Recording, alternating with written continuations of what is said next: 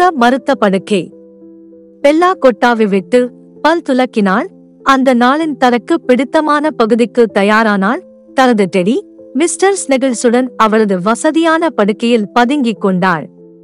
ஆனால் அவள் ஏறிய நொடியில் ஏதோ வினோதமாக நடந்தது. படுக்கை ஒரு டிராம்போலைன் போல துள்ளியது.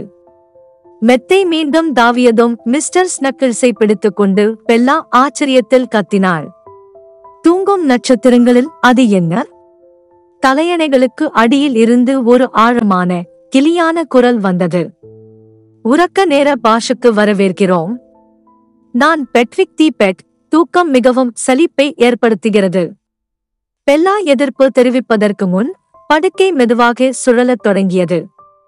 அவரது விளக்கு ஒரு டிஸ்கோ பந்தாக மாறியது. போர்வை மேலே பறந்து அவள் முகத்தில் பாராசூட் அடித்தது. தலையணை பாங்கின் காட்டு விளையாட்டில் அவரது தலையணைகள் துடுப்புகளாக மாறியது. ஒரு தலையணை அவள் கைகளில் இருந்து டெடியை தட்டியது. மிஸ்டர் ஸ்னக்கிள்ஸ் என்று அழுதாள். அச்சச்சோ என்றார் பெட்விக் நக்கலாக. இப்போது அவர் நடுவர். ஏமாற்றமில்லை. பெல்லா அவர்களுக்கு அடியில் ஊர்ந்து செல்ல முயன்றாள். ஆனால் படுக்கை அவளை ஜெல்லி போல அசைத்தது. பின்னர் அது கதை சொல்லும் முறையை தொடங்கியது. வேடிக்கையான குரல்கள் மற்றும் நாடக இசையுடன் கூரையில் நிழல் பொம்மை கதைகளை முன்வைத்தது. ஒருமுறை தலையணை என்று ஆரம்பித்தது. அவள் கண்கள் துளிர்விட்டாலும் பெல்லா சிரித்தாள். ஆனால் நான் தூங்க வேண்டும். முட்டாள்தனம், பெட்விக் கூறினார். இது ஸ்லம்மர் பார்ட்டி ஒலிம்பிக்கிற்கான நேரம். அடுத்த நிகழ்வு பிளங்கட் லிம்போ. பெல்லா தூக்கத்தில் கண் சிமிட்டி எழுந்து அமர்ந்தாள். பெட்விக், நான் உங்கள் ஆற்றலை விரும்புகிறேன். ஆனால் எனக்கு நாளை பள்ளி உள்ளது.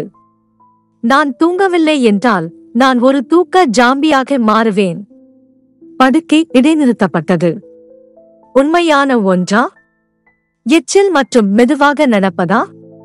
ஆம், பெல்லா கொட்டாவி விட்டாள். நான் வகுப்பில் குரட்டை விட ஆரம்பிக்கலாம். பெட்விக் மூச்சு திணறினார். குரட்டையா? திகில். திடீரென்று மெத்தை அமைதியானது. போர்வை பெல்லாவைச் சுற்றி மெதுவாகச் சுற்றிக் கொண்டது. மேலும் திரு. சரி சரி, பெட்விக் கிசுகிசுத்தார். இன்றிரவு நாங்கள் தூங்குகிறோம். ஆனால் நாளை பைஜாமா லிம்போ. பெல்லா சிரித்து பதுங்கிக் கொண்டு கண்களை மூடினாள். அவள் விலகிச் செல்லும்போது கடுப்பு மெதுவாக முணுமுணுப்பதை அவள் கேட்டாள். இறுக்கமாக தூங்குவாயா? இந்த கட்டில் உறக்க விருந்துகளை வீசுகிறது. பின்னர் எல்லாம் அமைதியாக இருந்தது. அடுத்த உறக்க நேரம் வரை